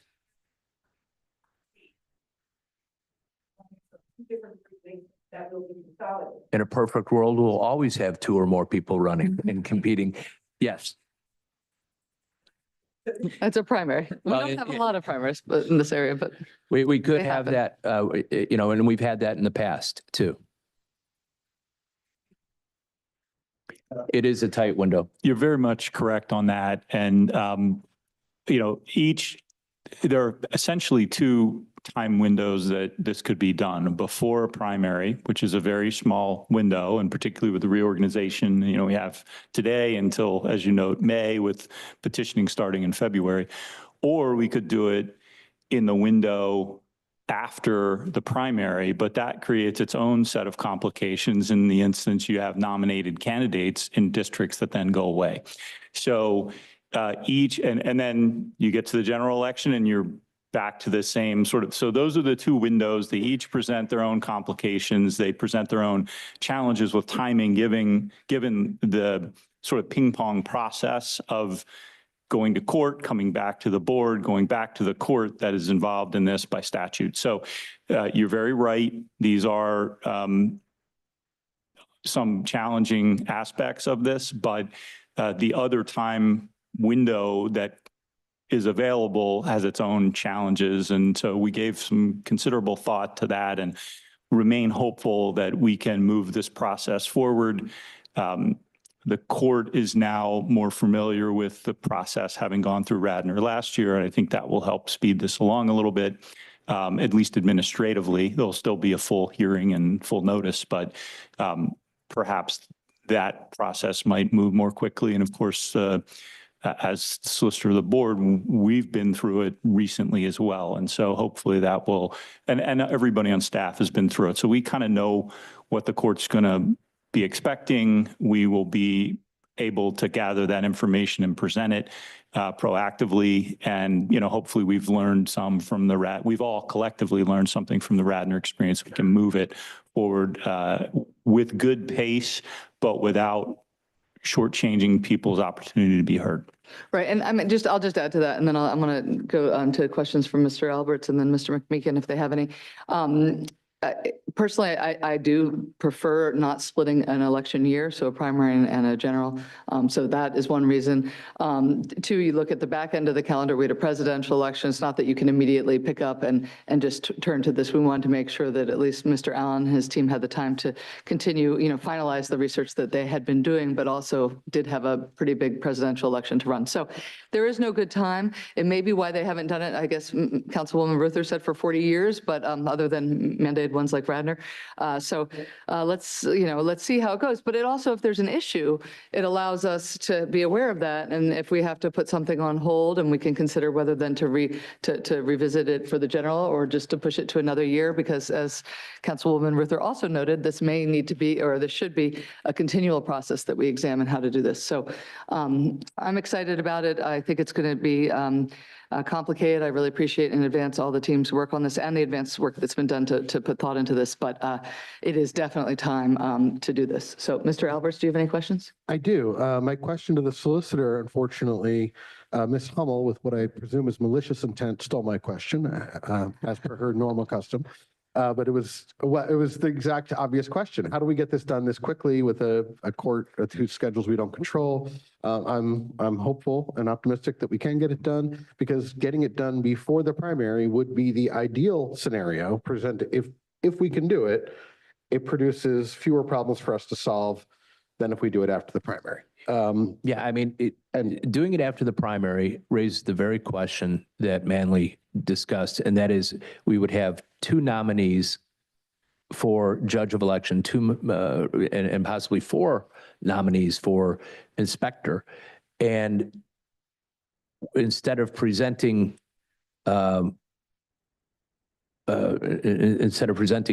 one on the ballot in the fall, would we present two? I mean, it's just, and waiting until after November in turn creates a whole nother situation where they've just been elected to serve in this position. Right. And now you're saying that doesn't exist anymore.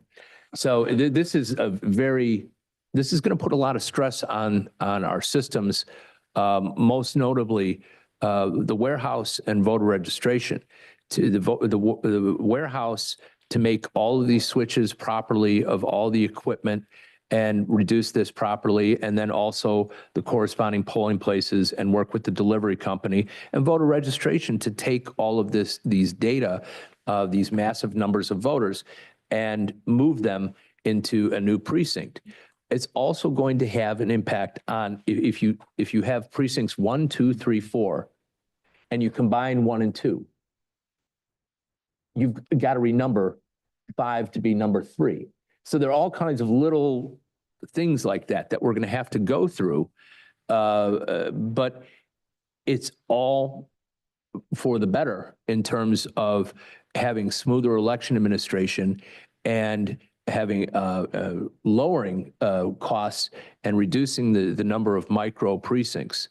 This won't be our last work on this. I mean, there are a couple that I went after to try to consolidate, but we are stymied because there's one precinct in particular that's particularly small. It's not the smallest, but it's pretty small, and it can't be consolidated with anything else right now because it's in with another precinct in a ward, but it's in a different school region, for example. So I can't combine those two. So we'll be approaching Wallingford schools and or the township, one or the other, to either change the township boundary or to change that school region boundary so that we can achieve that perhaps in 2026. Well, and that leads into my question for you is with these ones that are on hold. I'm glad we are going to take a closer look at some of those and see what can be done. Just being particularly familiar with the precincts in Upper Darby, for example, there's several that are not consolidating because you had a metric for how geographically how much of a change from one polling place to another. I would point out with these three, there's 3 in particular that I'm aware of that consolidation would potentially move folks closer to where they live even if it's further from where they've been voting. And every one of these cases, the reason why they're voting, say at Upper Darby High School or at the Watkins Senior Center, is entirely was an ad hoc quick solution rushed out in 2020 as we were losing polling places. We were trying to consolidate due to lack of staff. And historically, those folks have voted closer to where they live. So I think that there's clearly room for more throughout the county. I would love to see more. I know that there's limitations based on certain boundaries. And so I look forward to that process. I would also just want to correct the record. It was Joyce Schwartz who brought up the 40-year figure, not Councilor Ruther. Was it correct? They're frequently confused. I mean, they're very similar people in many ways. But speaking again, beating my drum as the only non-attorney on the board, my degree is in history. I know it's an interest I share with Ms. Schwartz. Tell me the truth. I have actually done a study of Upper Darby Township, where I live for my own purposes. And I'm familiar with every single precinct change and ward realignment that's happened since the creation of Upper Darby as a first-class township, prior to which they just met in a bar, rolled dice to figure out what they wanted to do. Since the initiation of formal government, there has never been a precinct consolidation in Upper Darby Township. We have 71 precincts. We're the big dog in the room, of course, in Delaware County.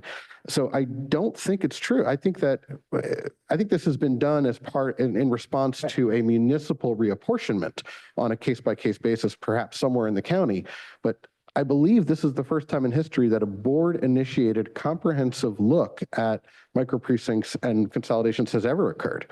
And I think it's long overdue. I think that if you look at the reason why some of these precincts were created in the first place, they were created in an era when you could just go to the court of the clerk of quarter sessions, I think it was called, and you'd bring a couple neighbors. You might know the guy politically. You'd say, hey, I want my own precinct for whatever political purpose, usually to get more committee seats in a partisan situation. Sometimes for good, reasons of geography that no longer apply, because now there's a bridge where there wasn't a bridge, or little things like that. In some cases for very ugly reasons, where we don't want to vote with those people, so we want our own precinct. So I think that there was not a rational approach to the creation of any of these precincts. I'm glad we're taking a rational approach to the realignment and consolidation of them.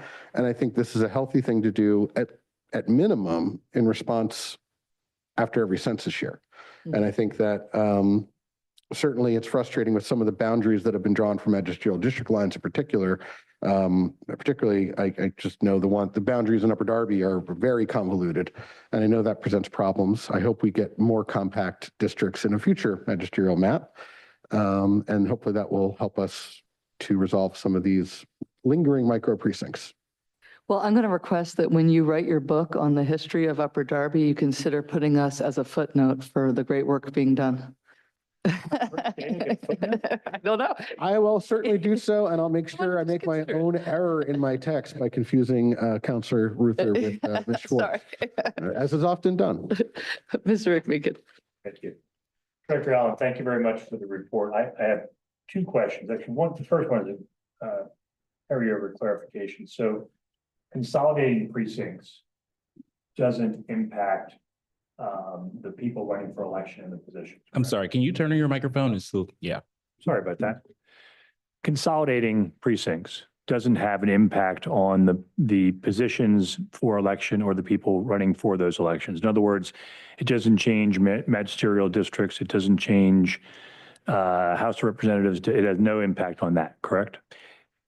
Correct. It only has an impact on people running at the precinct level for judge or inspector. Okay, great. That's the first thing. And then you had a slide for large and supersized precincts. And I don't know if this is a question that's been dealt with before or something that is germane to this discussion. But if we're looking for a sweet spot of 900 to 1800, you've got 10 that are over those sweet spot. Is there any consideration of splitting those up? That's a great question. And here's why I would be reluctant to split those up. So the Newtown precinct that I referenced that is large and votes at the Gauntlet Center, I want to say it's already in the Gauntlet Center with 3 or 4 other precincts. And they've grown accustomed to being able to manage this way. I think they're with 3 other precincts there. And so they're with 3 sizable precincts, and then they're the biggest of them all.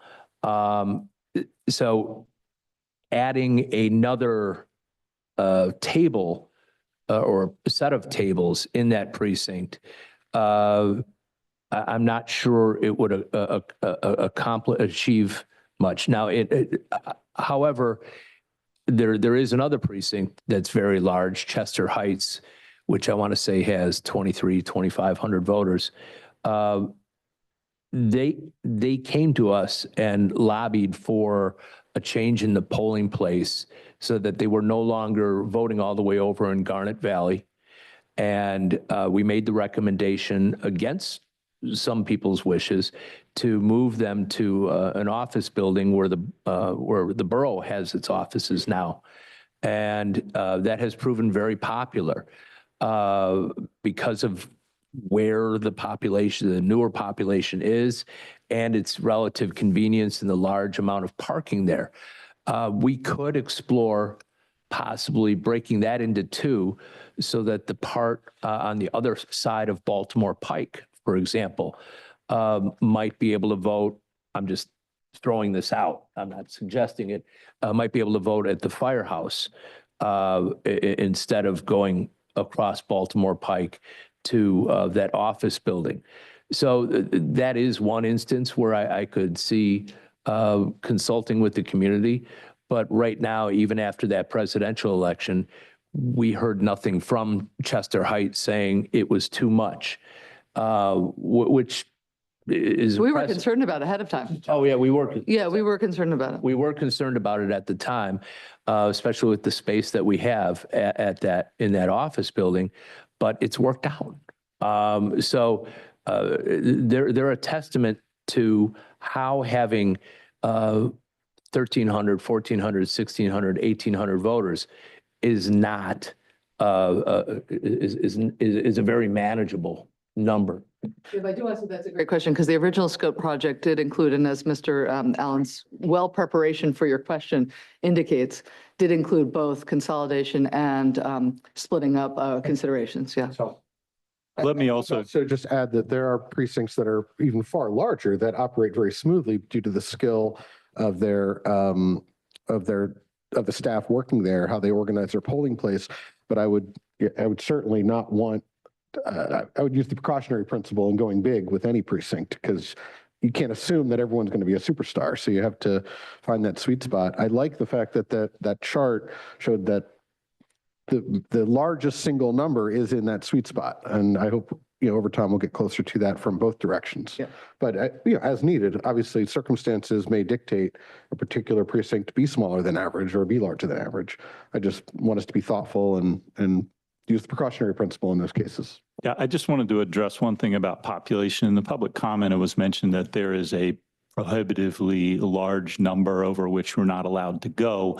And I want to just refine that comment a little bit. The code provides that precincts over 1,200 must have good cause shown. So it will be on the board to present to the court, that this is a justification, but that's a standard that I think can be met. And for what it's worth in our discussions, and really I'm speaking on Jim's behalf here, and he can correct me if I've misunderstood this, the discussions with the Department of State, they are not adverse to precinct sizes of the range we're talking about, notwithstanding language from a kind of an earlier era that remains in the election code. 1,200 people was a lot in 1950 with different equipment and, a much smaller percentage of the population voting absentee. Effectively, there wasn't mail.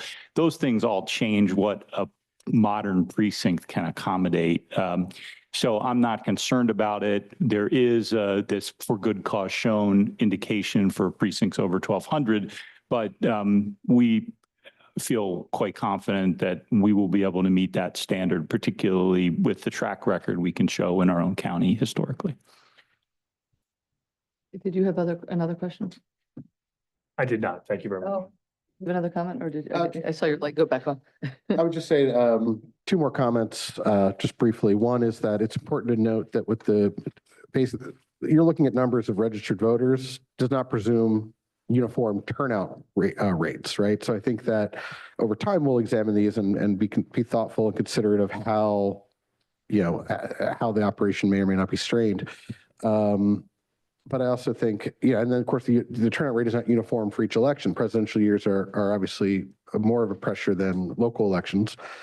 And the other objection that I've heard about this raised from folks in the community in my discussions is how this will affect the political parties and how they have representation on their committees. Currently, they organize around the basis that they elect their precinct committee members by precinct, by election district. It's important to note that election districts are not representative districts, they're administrative districts, and that it would be incumbent upon the parties to come up with proportional representation schemes to give themselves, if they want to address equity in terms of their leadership, that is not the business of this board. The business of this board is to administer elections, and we're going to do the best we can absent of those considerations. So for the purposes of the motion, given that this is on the agenda, Mr. Parks, would we be able to adopt, if there's a motion to adopt the recommendation of Mr. Allen related to the consolidation of precincts as presented by items 1 through 51 on the agenda, would that be sufficient? Yeah, I think the way to word it might be a recommendation to authorize the initiation of a petition for consolidation reflecting those recommendations. And obviously, explicitly, and I don't think you have to include this in the motion, but understood here on the record that this is explicitly for the purposes of initiating the action and not a final determination, because that could only be made after you have public input and couldn't even be made until the court decides it's appropriate to proceed anyway. So this is a preliminary motion to get the process started. And, we're talking about the parameters that are set forth in the recommendation. And then, all right, so the specificity of the precincts does not, I don't need to read them, or nobody? No, because they will be reflected in the minutes just by sort of cutting and pasting from the agenda, I think. All right, do we have a motion? Do you want to, we usually just go have a rhythm. for motion, a move and accept. A second, I mean, but I don't want you to feel compelled by that. So, but don't look at him to start because then it's going to I'm get not. confusing and then we're going to look unorganized. The custom that me and Mr. McLean followed is not necessarily the custom that me and Mr. McMeekin will follow. You can tear But it up. I am actually enthusiastic to make this motion. This is the culmination of a long waited process, and I'm excited to make the motion as suggested by Solicitor Parks that we adopt these recommendations for initial action in the petition. Second. All right, any further discussion? All those in favor say aye. Aye. That motion carries. Thank you. Thank you, Mr. Allen, and good luck to the team with all the work that this now means. Thank you. All right, director's report, is there? The order of items. Also, I want to address the question that came up during public comment and beforehand. The agenda very much has been posted on the board's website. The website is delcopa.gov/board-meetings.html. I'm going to read that again. delcopa.gov/vote/board-meetings.html. I make an effort to make sure that we exceed the statutory requirements for notice. And I also take extreme care to make sure that the party leaders are aware of upcoming meetings. And I send it out to all of them on an email that they can all see who else is on that email, whether they're Republican or Democratic. I also take care with the board to make sure that we don't even accidentally violate the Sunshine Act. As I've explained to each of you individually as you came onto the board, or in your case, Madam Chair, I blind copy. I'll send it to the solicitor and then I'll blind copy the board members so that there's not even an accidental reply to all, which might result in a quorum, 2 or more of you discussing an item. So the only times I don't do that are with just simply making a calendar item where it's impossible to set up, 4 calendar items, 1 for Manley, 1 for each of you. But I want to make sure that it's understood that we're very aware of and of the Sunshine Law, Sunshine Act requirements, and we follow them strictly. Well, yeah, Mr. Allen, I just want to say, if I had any concerns that was an issue, I have every confidence that you would have raised them at the time and said we can't proceed on the action items because of a Sunshine Law issue. So that's how much confidence I have. It wouldn't have made sense to move forward with the meeting if that were the case. So I just want to assure the voting public and the taxpaying public that I would never waste their time or effort. And it was posted last Friday, just to be sure. I can provide the email confirmation from the IT department saying it's up. So thank you. I can also say that I've personally reviewed that email and can attest to its existence. I did too. Were you going to suggest that Ms. Jackson be allowed to proceed with her day by going before your director's report? Is that was the agenda? Actually, Crystal Winterbottom. Oh, Crystal. Oh, yes, we have her too. Voter registration. Jackson. Because the question came up earlier about the removal of voter registrations. And I told Crystal well in advance of this meeting that I was hoping she would be here because this is an annual process that her staff performs on a schedule that's dictated not only by law, but also the Department of State, and it involves a series of jobs. And I want Crystal to describe that process. Good morning. So usually we run what we call the voter removal program the second of every January every year. This year we ran it per the state. They want to run it and also help other counties because large counties, sometimes it takes a long time. So December 13th, we ran our voter removal program. That identified 18,401 voters that have been inactive for 2 federal elections. So the dates that we use when we run this program in the SURE system is 1/1/1800 to 11/7/2022. That was the day before the November 2022 general election.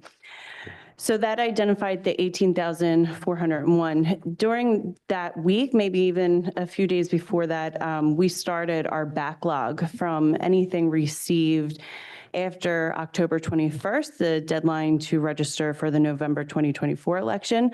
So right now we're over 20,000 applications processed and still have a backlog.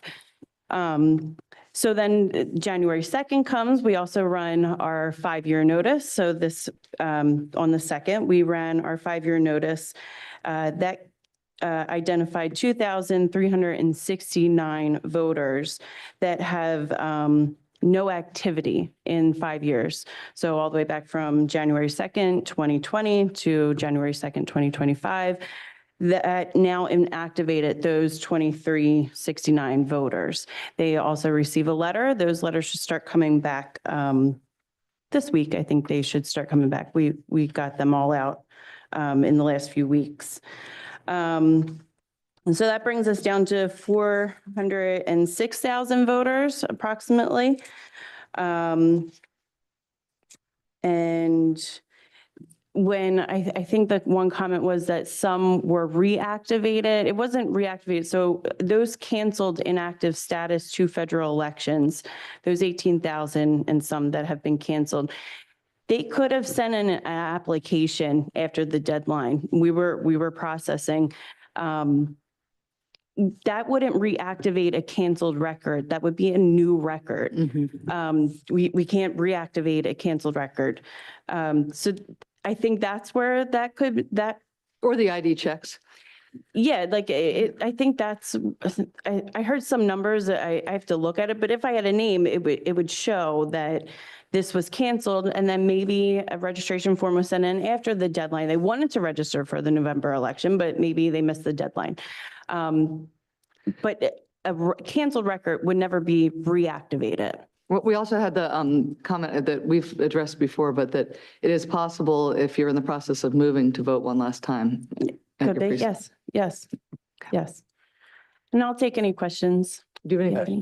I did want to bring up one item that was brought up in public comment because I think it deserves clarification, even though we provided this clarification before. There was the notion that if someone brought up an individual who might be, I want to emphasize might be, it might be just a common name like Mary Jones or John Smith, registered in another state. During the 90-day quiet period, unless we have a cause and even a signed statement from that voter, do we have the ability to remove that voter under federal law? Not with any of these programs, no. That's where all our letters, our ERIC letters are sent out in the summer, the 5 years, that's why we run it in January. The voter removal program is after that. So if they send something to us, we can cancel them, but if it. By they, you mean the voter? The voter, sorry, yes. No, I just want to clarify. So next off, is it illegal to be registered in more than one location so long as you don't vote in more than one location in any given election? I don't believe it's illegal. I can confirm it is not. It is not. So in instances where we do find, for the record, that someone has voted in more than one jurisdiction, we do and have refer those matters to the district attorney's office. Not long ago, I was honored to be able to attend a news conference where they announced charges against an individual who acknowledged having voted in both Florida and Delaware County. So there are times when people, especially after going to a college or university, have no idea that they are on the voter rolls in Kansas or in Happy Valley or somewhere else where they went to school. And they're still on the voter rolls because of the 2 federal election cycle, and then they register anew in their professional career. It takes time for those records to catch up with each other. So I understand the concern, but the incidence level of people wanting to take more than one bite at the apple and vote more than once in the same election is exceedingly rare. It's less frequent than lightning strikes of individuals. So I want voters to know that we take those reports seriously, but there are certain times where we don't know whether those are the same voters. We don't know the circumstances under which they registered at their new location, or whether their current registration is actually the valid, the one in Delaware County is the valid one, and that there are strict federal laws that have been on the books for since the beginning of National Voter Registration Act in 1993. So we're talking about more than 30 years that prohibit our taking unilateral action to remove voters from the list 90 days in advance of a federal election. Thank you. Do you have any questions, Mr.? I do not. Okay. Thank you so much, Mr. Thank McFarland. you. Perhaps, since I suggested it, could we move to the campaign finance waivers for Ms. Jackson too? I don't know. Yes. We have 2, and thank you for sharing the materials with us in advance. Oh, there's 3? Okay, I thought I read 2. Good morning. Could you please identify yourself? Lisa Jackson, Campaign Finance Supervisor. Thank you. Okay, so I was presented with 3 petitions to waive campaign finance fees for this meeting. 2 of them are by the same treasurer. Her name That's is why I was saying. Okay. Teresa Yeah. Tui. She is the treasurer of Innovate Glen Olden and also Committee to Elect Positive Candidates. So for Innovate Glen Olden, her cycle 4 report was 3 days late and she incurred a $60 fee. So cycle 4 is actually a state filing cycle. But we still impose fines because it's supposed to be submitted to us and it was late. So she says that she had some errors with our new computer software, Easy Vote, in which she has to go into each committee separately to submit support reports. And she also said she had challenging responsibilities with some personal items in her life. And then for the other committee to elect positive candidates, she was late with cycle 2, 3, and 4. The late fees for those cycles were $250, $20, and $60. And again, she details the same hardships. And she has not had prior late fees incurred on her committees before, so I would recommend that she could be waived. Is that recommendation as to all 3?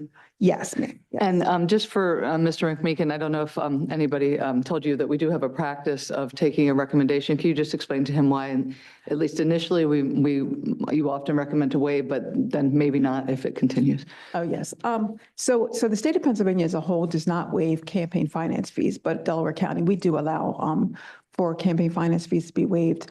And we usually allow them like a first offense type thing where if they make a mistake or they have a hardship or they just can't get the report in on time, to waive that initial fee. Afterwards, we do continue to incur fees and we do collect fees. So it's more like a courtesy. And I assure you, right, you notify them of make sure they Yes, understand the yes. requirements so that if the Yes. second time happens. To each treasurer, I send them notices and emails informing them of their obligations, yes. And most know that we usually allow them a one time. Right. Yes. Absent some other Okay. circumstance. And then the other committee is Aston Democratic Committee. They were late with their cycle 7 and cycle 2. This was a new treasurer who wasn't totally aware of the deadlines for the cycles. And now she realizes that. I spoke with her and she's told me that it would never happen again. So I believe her. We're optimistic. Yeah, yeah. All right. Cautiously optimistic. There you go. Is there a motion to adopt the recommendation of Ms. Jackson that the three presented campaign finance waivers be granted? Seconded. Any discussion? All those in favor say aye. Aye. That motion passes. Thank you, Ms. Jackson. Thank you.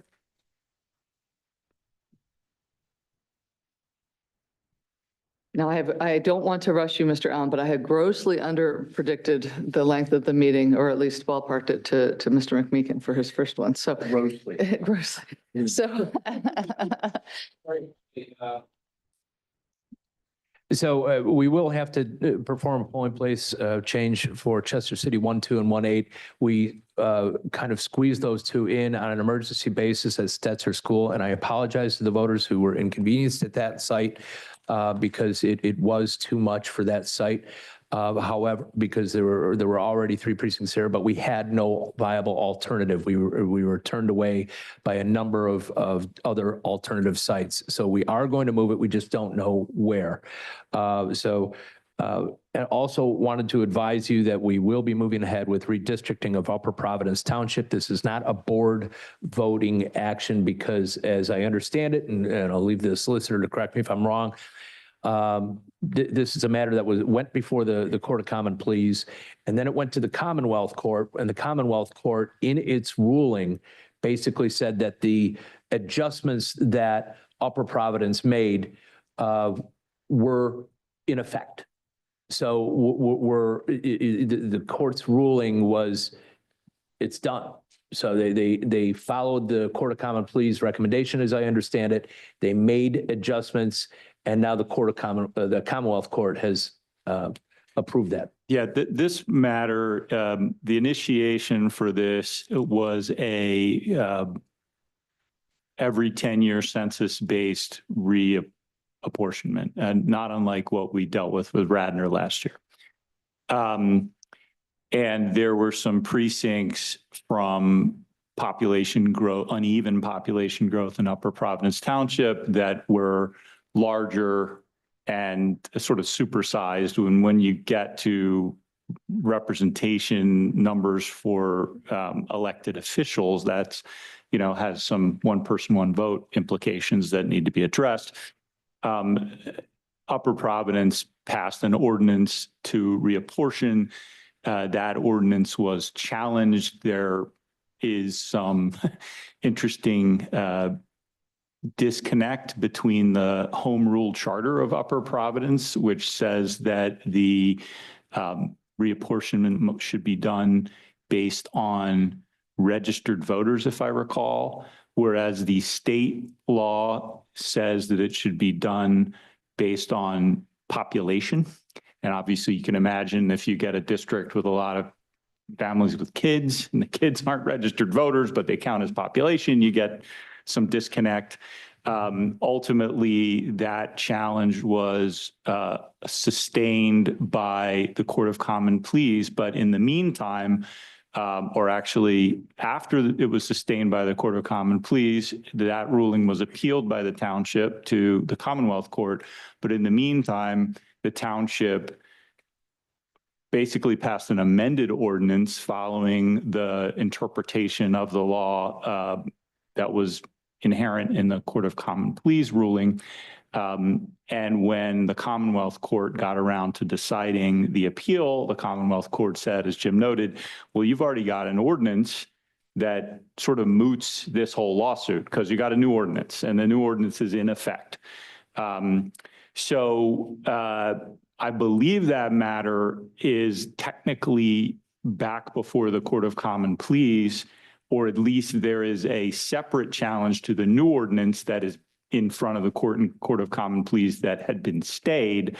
So I think for the time being, we should allow the court process to play out. But it does appear that that ordinance, at least according to the Commonwealth Court, is in effect. Now, typically the way the process would work is we would get an ordinance, it would come to us, we would interface with the Department of State because the Department of State has to sign off on these reapportionments. And we may even have some role for the courts in that process. But because this is already in court, there is a challenge to the new ordinance, but the Commonwealth Court has said the new ordinances is in effect.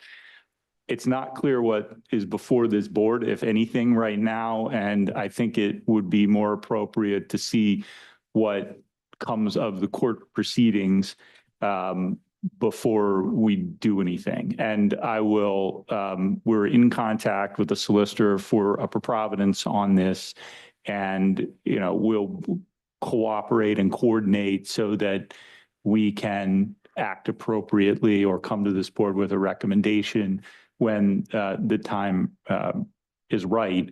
And this is probably not over, I would guess, just because of how strangely contested it is. But I don't know that there's anything for this board to do short of an actual proposal from Upper Providence Township that is not tied up in court proceedings that we could then start to interface with Department of State and do all the things we do. More to come. All right, next meeting date? With that, I don't anticipate there's a need for a meeting on a regularly scheduled date, which would be January 28th. But we do have that option to meet. And so I'm going to say that it's the date, but it'll be at the call of the chair. Thank you. All right, your predecessor felt, Mr. McMeekin felt very comfortable that the closing of the board meetings need to be made by motion. I don't know that that had ever been the practice, or at least it hadn't been for a while. But is there a motion to adjourn this meeting? Well, I think Mr. Robert would agree, so I'm going Yeah. to say. We didn't do it for years, and Mr. Lawrence didn't do it, and he was a very respected. I am not familiar with. We're doing it. I'm pretty comfortable that on Robert's rules, the chair can declare the meeting over without a motion, but since, you know, in honor of Mr. McBlain and his preference, we will continue to observe the motion to adjourn. I do I would look forward to reading Jerry Lawrence's Rules of Normal Order, whatever edition, but in the meantime, out in the